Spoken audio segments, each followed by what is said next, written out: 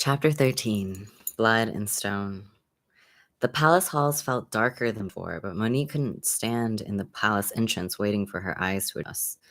The Grey Maiden wouldn't be long. 1 second.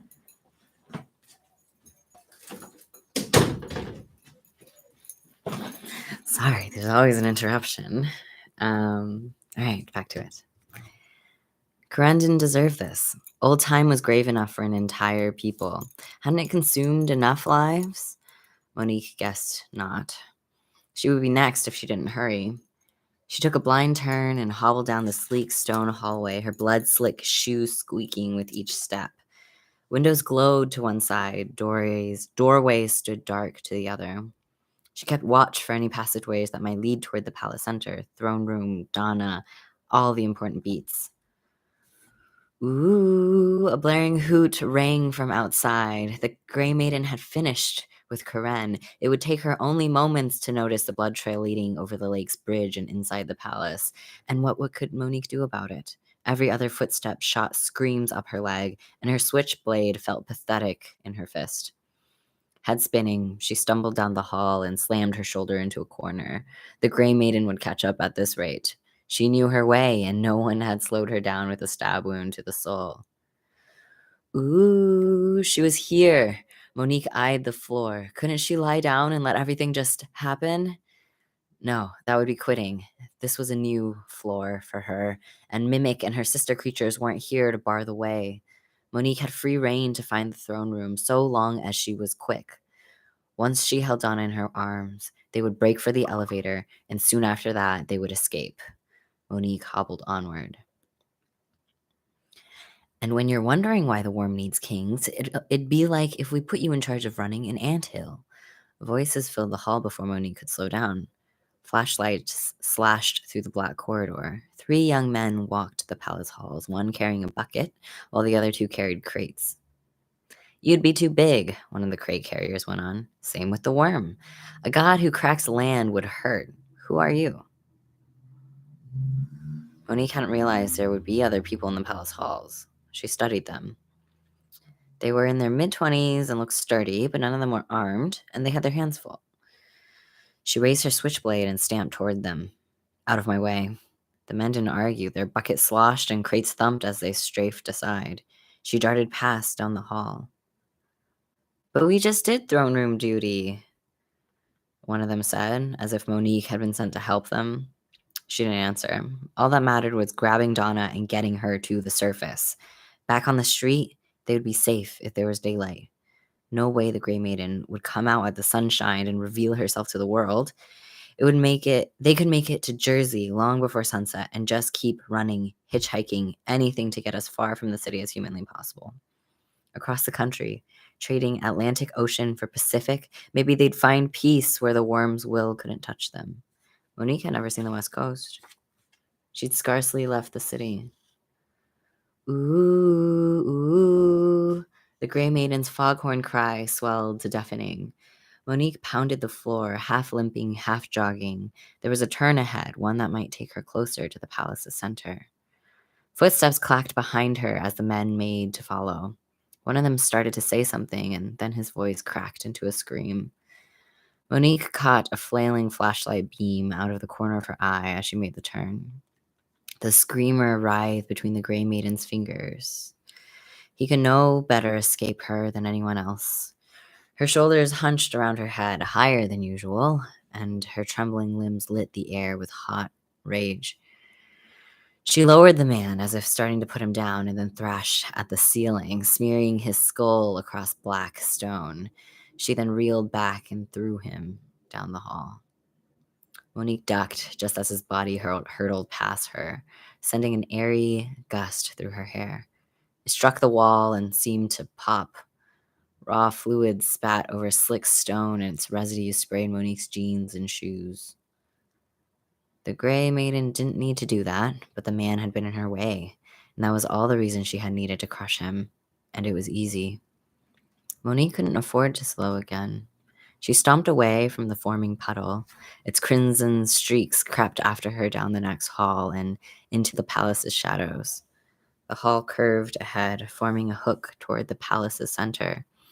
At the inside of its curve, Monique crossed a set of iron double doors, scarcely visible in what light still ebbed from the outer halls.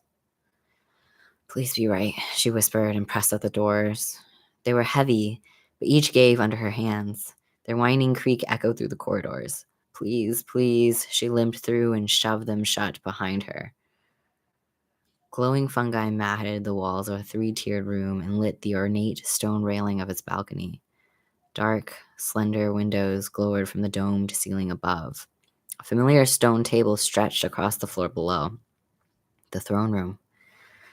Monique was still a level too high, but she was there. That would have to be enough. An open book sat in front of Donna's place at the table, but she wasn't reading it. She stared at the wall of fungal stars and the black brass throne seated beneath it. Cold fingers of the empty place clawed at Monique's skin. It had been waiting for her return. It would have waited forever after this. It would have to wait forever after this. She was never coming back here. She wouldn't even glance at Freedom Tunnel. Donna turned to the balcony. "There you are." "Climb onto the table," Monique said. She laid her middle across the balcony railing and outstretched one arm into the room. "Jump and grab my hand. I'll pull you up." Donna closed her book and sighed. "Monique, I've told you. I haven't been I'm sick of hearing that." Monique leaned deeper. The ache in her shoulder and Donna's weight might tug her arm from its socket, but she didn't care. She had another. "Everything you know about the worm is bullshit, and even if he was a god, you don't have to do what he wants." "And what about what I want?" Donna stood from her stone seat and glared past Monique's hand into her eyes. "We shouldn't have to crawl beneath this world any longer. He can give us a world without hate. He can heal you." "He's not a healer. We're not the only ones." Donna paced the length of the table, eyeing her dead table mates. "Everyone who's different, everyone who needs a path out from under society's boot heel, the worm will carve that path." Monique noticed she'd withdrawn her arm without meaning to, as if her hand were repulsed by Donna's devotion to the worm. Never mind that, Donna wasn't herself right now. Monique reached again.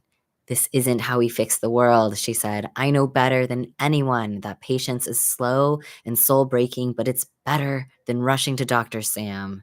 I don't know if the worm is a god or physics gone wonky, but all he's ever done is destroy. He found a world of one people and carved their land into kingdoms. When they didn't do what he wanted, he carved their world itself, and we picked up the pieces. All he does is carve, Donna. The worm is Dr. Sam for the universe." Donna shuddered, a genuine reaction. She'd been at Monique's side, changing bandages, wiping pus from wounds, helping her remember to walk again. They couldn't share pain in their bodies, but Donna had absorbed some of it into her soul. Monique pushed through.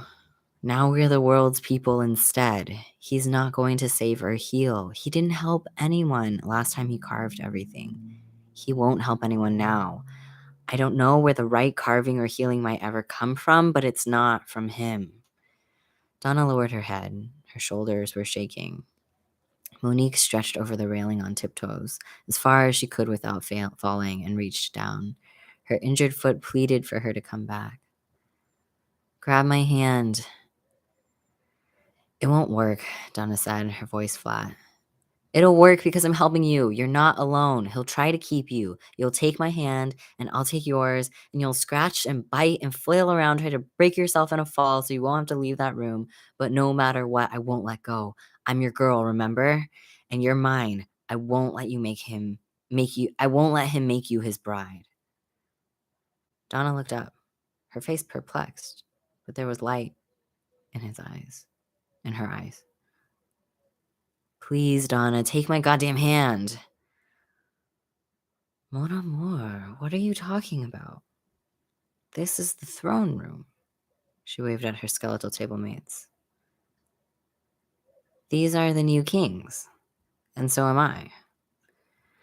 Monique's stomach growled at being squashed against the railing. She ignored it. "But the Broken King's torn belly dripped across Monique's mind, both a king and a mother. A woman. It didn't matter, she realized.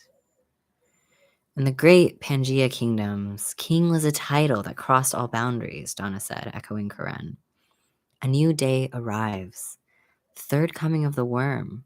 The world will learn of King Donna, her power and reach, how she brings her love close and holds her tight. She looked up at Monique.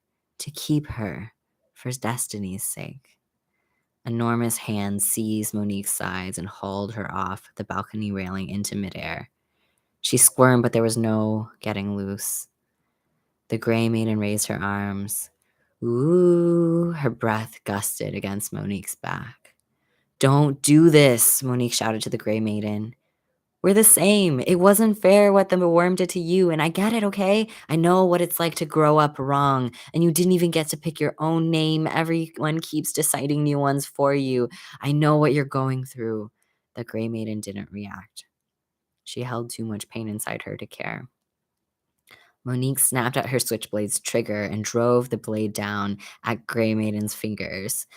It scratched across skin. The Grey Maiden squeezed, one thumb jamming into Monique's spine. Pain surged through her shoulders and down her arms. Her switchblade clattered on the balcony floor.